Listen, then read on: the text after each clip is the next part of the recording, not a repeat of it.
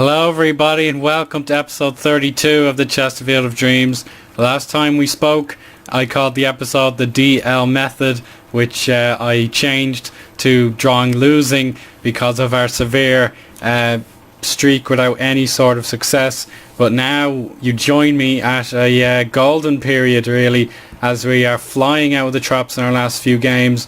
And if you look at the league, we're starting to pull away from Wolves, Barnsley and Bolton, which is absolutely critical if we're going to survive in the league. So it was initially 6 points from safety. Now we're 11 points, and I'm going to Livecom. This Bolton game away from home, absolutely crucial. We cannot let them have their first win of the season, and we did give them a bit of a beating last time, but wasn't by much. So the concentration levels have to be absolutely top drawer if we're going to get a result. But so far so good. Look at this, what a turnaround. So we last spoke, I think it was let me think, it was probably after this New Year's game. Yeah, so after Sheffield United glitched out on me twice, we were beaten just 1-0 by Leicester City. Chris Wood got the second half strike. We got a good draw. Well, actually this is the cup. It was a good draw. In fairness, they were very, very good. We're Peterborough, despite being a league below us, but we improved dramatically in the second half, and Regan Booty saved our skins in that tie. In the next game, we had to get a week's rest, and didn't quite pay off, as an early goal for Brighton sealed the deal there. Kenji Gore back at the club, failing to score against the team that let him go. But the cup seemingly has turned our fortunes around on its head, as we did get the result against Peterborough. It was a nail biter, but we got 2 goals through Benicophobe, who really has flourished in my formation change, which I'll describe in a moment. But despite being a smash and grab, we got the result and we got through to the 4th round. But then we got even more luck against West Ham United. 2-1 away win at I'm not too sure, it is the Olympic Stadium. Yeah, so they've moved by now. So we win in the London 2012 headquarters, so to speak, through Lee Griffith's goal. Very rare we see him scoring this season. And then Remy Stret, I had him in Football Manager 2011 for the Pentagon Challenge. So incredible how these things happen sometimes. So we got very, very lucky, and I was delighted with the win. And then we got absolutely merciless against Cardiff City. 10 out of 10 performance here. Another case of taking the abuse and throwing it straight back. Benicophobe and Lee Griffiths both scoring, but despite injuries to both my strikers, they both survived, and definitely the sweat was wiped off my brow. But then, results of the season, Newcastle gave us real torment way back when, but come the FA Cup 4th round, they got an early goal in the 11th minute and started piling on the pressure and the shots, but we withstood as best we could. And then with 10 minutes to go, they started to lose steam, and then it was Kenji Gore scoring his first back at the club. And then, of all the people, Adam Armstrong, he's a Geordie, and he was rejected by the Magpies, despite getting that far into his lifelong dream. And instead he put the ball on the back of the net with minutes to go to beat the Northeastern club, and that got us a dream tie either against Hull City or Chelsea. We're awaiting the results of that game, but I expect the Blues will win that. But it is a midweek game, so they will be tired, and they have Champions League commitments, so you never know. Could we go to the bridge and upset another big club? That would be huge. And then it leaves us with the worst team in the league away from home, a chance to win our 5th consecutive game. It's an opportunity not to be missed, and my tactics change is just a basic 4-4-2. So I thought strikers playing on their own would have a better chance of scoring through midfield creativity, but it's proven not to be true, as I've started to settle on 4-4-2, and even though it failed me miserably once or twice this season, it's now really paying off. And despite our attacking midfielders coming back from injury, we are more than happy to play this formation and leave out a attacking mid for a striker. Before we get into the match, let's just talk about transfer business. We had a fair bit to talk about. If we go all the way down here, we've waved goodbye to our loyal servant Jordi Huula, who is still injured, but Dagenham and Redbridge put in a contract for him, and I absolutely couldn't refuse it. So really heartbreaking to see him decline so much after a magnificent loan deal, but he's only really scored sporadically ever since, so I think it was time to let him go. And Gubali Aribli never reached his big potential. He's 25 now, he won't get any better, but Bradford City, who are trying to get back in the Championship, have put in an offer just like they did Dagenham and Redbridge did, and they got him on a free transfer. So again, he had one great season, but he couldn't replicate it too much. This season particularly really was out of favour, but fair play to him. He was good when he could be, but not consistent enough, and I'm afraid it was best to let him go. And for that spare cash off the wage bill, I've decided to put in a loan deal for Miko Kuzmanovic from Bosnia-Herzegovina. Actually, he's made 2 appearances for his country with 1 goal, and he plays for Spanish club Gymnastic. So the Bosnian will hopefully regain his fitness and bag a few goals, because we really have to get concentrating on surviving in this league, and then we can enjoy the FA Cup, which I will livecom whenever that date is revealed. But now we'll speak again at the match screen, so this is so important. Please, I need your support. We can do it. Come on. Here we go. Again, I've forgotten about the sound, but here we go. Yeah, there we are. So Bolton have the kickoff, and despite having the entire January transfer window, they refuse to buy respectable goalkeepers. So we really should get creative and pile on the pressure, and anybody could score if they keep their composure. So a goal kick for Reed, given away to Tendai Darikwa, and he whips in across for Armstrong. He couldn't make it. It wasn't the best make, only as far as Price.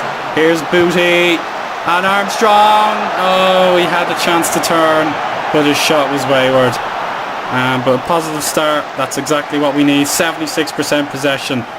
That is very good, but we only care about victory. It's O'Neill. Booty. Oh, he's gone completely backwards. O'Neill, help him out. Booty, and it's gone in. Benicophobe. He's in top form, and that's his 5th of the season, and probably his 4th in as many games. A sensational turnaround if ever I've seen one, and that's exactly what the Spirites were due. Great play, and potentially get us our 5th win of the season. And there's no Ipaba. Oh, I thought that was in for sure, and that scoreline puts us 18th, which is great news. And May loses it to White, and it's Reed. Sorry. Poor ball again. Chesterfield are in control of the possession. Price back from injury now. Armstrong to Booty. Tendai Darikwa. Oh, that's a good save, despite having such a poor season. That's the sort of thing Bolton justify playing a 19-year-old for. A good save. And now we've got a critical team talk to give here, so we'll see how it goes. With I'm going to say it's good, but it could be better. I don't really know what to say. Most players have done well. Afobe getting his goal, but no one could really claim an assist. It was a scrappy battle in the box, and Chesterfield got the best of it. So we'll now kick off for the second half, and Chesterfield now going left to right, and Jack Price straight away to Regan Booty, and Andy Amy clears up the shop. Here's Knowles, good shot, but Rinna had it under control, and now it's another set piece through Noah Baba and Adam Reddington, who has complained I failed to keep a promise. He's now back in this first team, and he should hopefully be man of the match at this stage if he keeps up this performance. So very boring game, but we haven't won a livecom in a good while, so we're going to bring on Lee Griffiths and hopefully secure this result. He needs a goal after playing so badly against the Magpies. And Jack Price can come off, I'd say. We'll play Ollie Banks in his place. He deserves a go. And that'll do for now. but 1-0 is never enough. I'm not comfortable. I don't care how bad Bolton are and how badly they've forgotten to win games. These are the sort of things that make a manager bite his nails, is if you have a comfortable 1-0 lead and then you blow it. And again, here are the spy rights to Banks, Lee Griffiths, Benicafobe, and a good save, but it was offside regardless. And here we go, we've got to get a goal here. Reddington, that's his second chance of this game and he missed it. Final change, Regan Booty looks knackered, so we're going to take him off for Kenji Gore, a complimentary player that we had him for a while in the past. Here's Noi Baba to Darikwa and Jimmy Ryan. Darikwa, oh, he's gone short again. Jimmy Ryan, Benicafobe controls.